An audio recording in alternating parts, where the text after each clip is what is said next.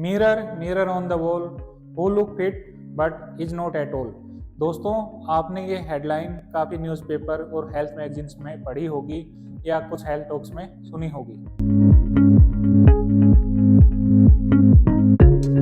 Slim और fit दिखना हमेशा हेल्दी होने की गारंटी नहीं होती। आज मैं आपको दो रियल लाइफ एग्जाम्पल से ये बात समझाऊंगा। एक है हॉलीवुड स्टार और एक है Indian actress. Example number 1, Tom Hank. उन्होंने खुद ही अनाउंस किया कि उन्हें टाइप 2 डायबिटीज है। उनका बीएमआई हमेशा ओवरवेट से कम के रेंज में रहा, फिर भी उन्हें टाइप 2 डायबिटीज डायग्नोज हुई। यानी डायबिटीज सिर्फ ओवरवेट लोगों की प्रॉब्लम नहीं है, स्लिम और हेल्दी लोग भी रिस्क में होते हैं। और दूसरा रियल लाइफ एग्जाम्पल है सुष्मिता सेन, बॉलीवुड एक्ट्रेस और मिस यूनिवर्स। योगा और फिटनेस लाइफस्टाइल के लिए काफ़ी फेमस सेलिब्रिटी हैं, फिर भी उनको रिसेंटली हार्ट अटैक आया और एंजियोप्लास्टी यानी स्टेंट प्लेसमेंट करानी पड़ी।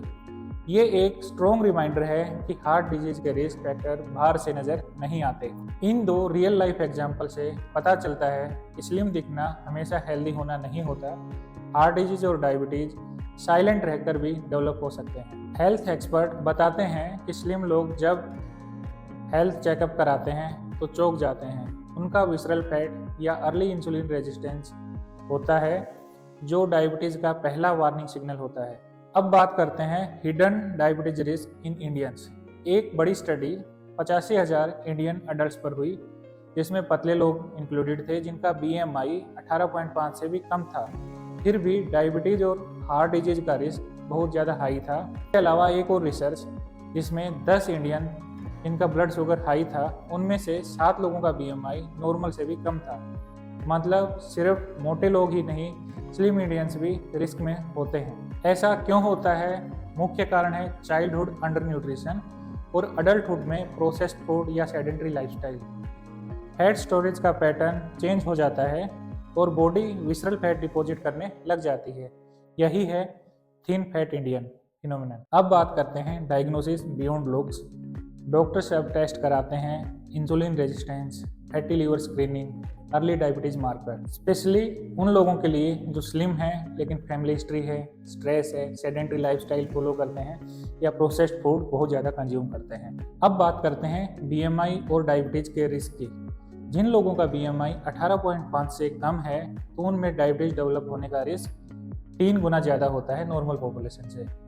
जिन लोगों का बीएमआई 18.5 से लेके 19.9 तक है, उनमें रिस्क 2 गुना रहता है नॉर्मल पॉपुलेशन से।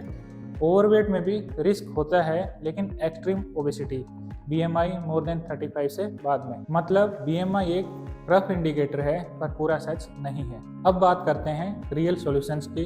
केवल स्लिम दिखने पे फोकस नहीं करना है। Regular blood sugar, BP, cholesterol और लीवर फैट की जांच करानी है। Balanced nutrition, physical activity, lifestyle modification और पर्सनलाइज्ड ट्रीटमेंट पर फोकस करना है, क्योंकि हर किसी में इंसुलिन रेजिस्टेंस का पैटर्न अलग होता है। अब बात करते हैं फाइनल मैसेज की। टॉम हैंक और सुष्मिता सेन जैसे एग्जाम्पल हमें दिखाते हैं स्लिम दिखना हेल्थ की गारंटी नहीं है।